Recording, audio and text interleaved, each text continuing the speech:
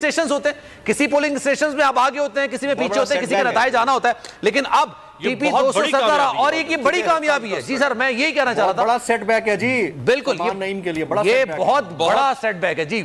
ये जैन कुरैशी साहब ने यहां से कामयाबी हासिल कर ली है। इतनी बड़ी कामयाबी है क्योंकि सलमान नईम ने ये सबसे पहले आप देख रहे हैं, ये पहला नतीजा है, बोल न्यूज़ ने अपनी रिवायत को बरकरार रखा है। जो नतीजा है ये मुकम्मल तौर पर सामने आया है। शिकस्त दी, इसका मतलब है कि पीटीआई का जो नैरेटिव है। जी जी बोलिए। पहला मुकम्मल नतीजा तो देखिए, ये जिस तरह पीटीआई ने जो शिकस्त दी है, ये दो वजूहात से है।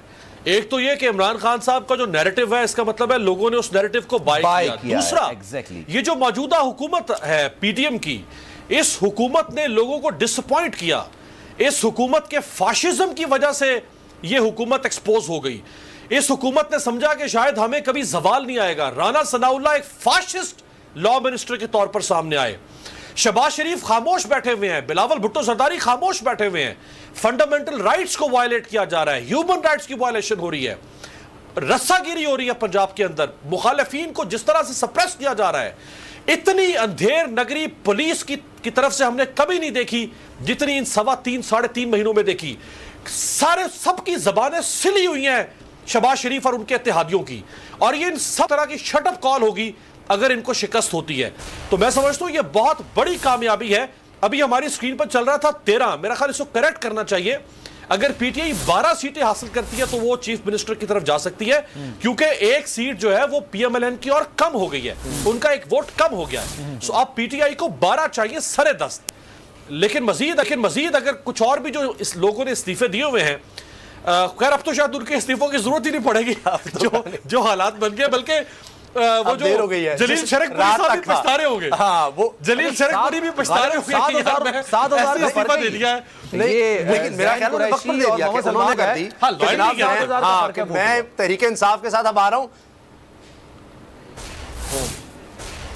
सलमान, आप मुझसे पूछ रहे हैं? जी जी, मैं सर ओवरऑल सब 7,000 की लीड से, जी 7,000 एक बड़ी वाज़ेह लीड है। 6,500 तकरीबन। अब रात तक जिन्होंने शिफ्ट करना था कर लिया। अब मेरा ख्याल है इमरान खान साहब मजीद लोगों को नहीं लेंगे।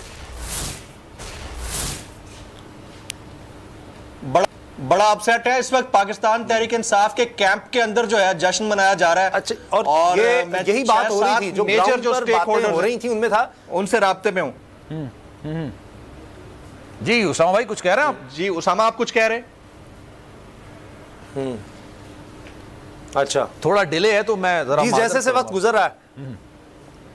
जी मैं ये गुजारिश कर रहा हूं कि जिस तरह हम ये नतीजा देख रहे हैं, और बोल्ड न्यूज़ ने सबसे पहले जो एक मुकम्मल नतीजा है गैर हतमी गैर सरकारी वो सामने लेकर आए हैं। अब इससे बड़ा एक हमें ट्रेंड नजर आ रहा है, क्योंकि ये कोई नहीं कह रहा था, ये एक बड़ा मुश्किल था। और ये जैन कुरैशी साहब का या शाहमूद कुरैशी साहब का ये उस तरह हल्का नहीं है जहां उनका असर और रसूख हो। ये उनको अपने यानी कंफर्ट जोन से बाहर निकलकर एक दूसरी पिच पर जाकर खेलना पड़ा है। तो यहाँ वो उतने मजबूत नहीं थे। यहाँ सलमान नईम का कहा जा रहा है फुटवर्क बड़ा अच्छा, यानी खुद जाकर डोर टू डोर कैंपेन, लोगों के साथ ताल्लुक, तो वो बहुत ज्यादा था। और फिर सारा नून लीग का भी एक वोट बैंक, फिर उसके बाद जनूबी पंजाब। अब आप देखें कि ऐसा नहीं है कि यहां से पीपल्स पार्टी हमेशा लड़ती है, हमेशा मुल्तान से आप देखिए, क्योंकि अभी भी यूसुफ रज़ा गिलानी साहब को, साबिक़ वज़ीर-ए-आज़म को बड़े तहफ़्फ़ुज़ात थे कि हमें यहां से तो कुछ मिलना चाहिए था। ये उन लोगों में थे जो पीपल्स पार्टी पर दबाव डाल रहे थे कि हमें